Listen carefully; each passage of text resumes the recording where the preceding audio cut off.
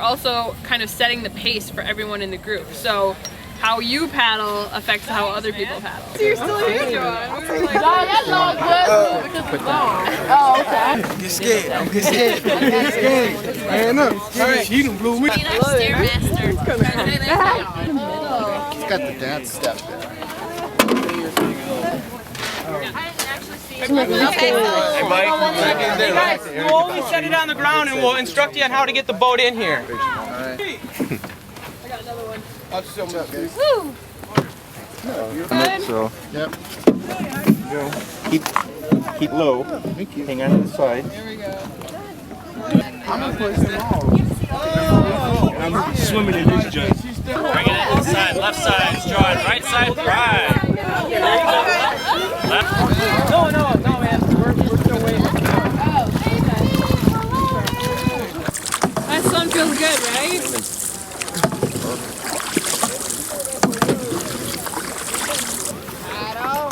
So at any time today, if you guys see some, trash that you're not too queasy about picking up, feel free to grab it. Don't lean too far, but feel free to grab any trash you see. Just stick it on the bottom of the boat. We'll throw it away later. Don't worry about turning. Saber-toothed tiger. Let's hold up, see if they get stuck under here. We don't want to follow them if that's what happens. Yeah, watch out for your paddles. Try not to hit the wood. Right? Looks like you guys are coming together really well as a team paddling, right? Learning all those important paddle strokes. Awesome.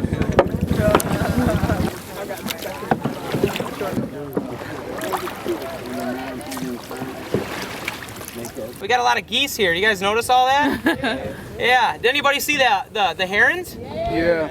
Wonderful. It's pretty cool, huh? There's actually two of them if you didn't see both of them, but there's a lot of wildlife on this river, and the more that we take care of it and engage with it, the more that the wildlife is going to stay around, right? And there's a lot of good things we can do, is we can pick up trash. Some people were picking up trash, right? As you've seen, obviously, the river does have trash, and a lot of rivers do throughout the United States that have major metropolitan areas, So we really appreciate you being on the boats with us. This is our first adventure to Washington, D.C., and most of our staff that are all your boat captains, that's some of our first times ever being to this area. And to be able to experience it with you guys on the river is pretty cool. So you're kind of you're part of a groundbreaking program that could exist in here.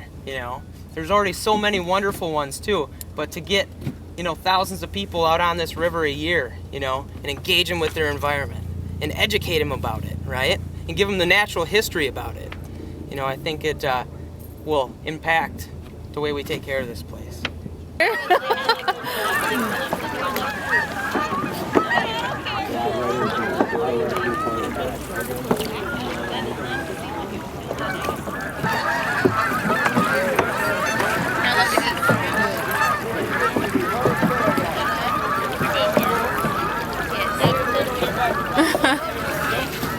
Falling in. I'm not going to say it till I get back. Okay. You don't want to jinx yourself? Probably best. But isn't it an amazing thing? It's fun. It's a good experience. It's just so it's relaxed. Yeah, you think about how It's so quiet. It's so peaceful. this watershed has, a little bit of DC in it, about half of DC, but most of the area that drains into this river is actually in Maryland. And there's a big disconnect between the people in Maryland because they don't feel like this is their river because it flows through DC too. So it's really like getting out to other people and letting people know, whatever just landed on the ground there is going to wash into this river. Whatever you built on your property and how you built your house is going to determine what this river ends up looking like. And then we're also talking about making the cultural connection too. We talk about connecting with nature and we act like that's something away from us. But historically, our culture has been interwoven with the life of the river. It was a vital part of the Underground Railroad.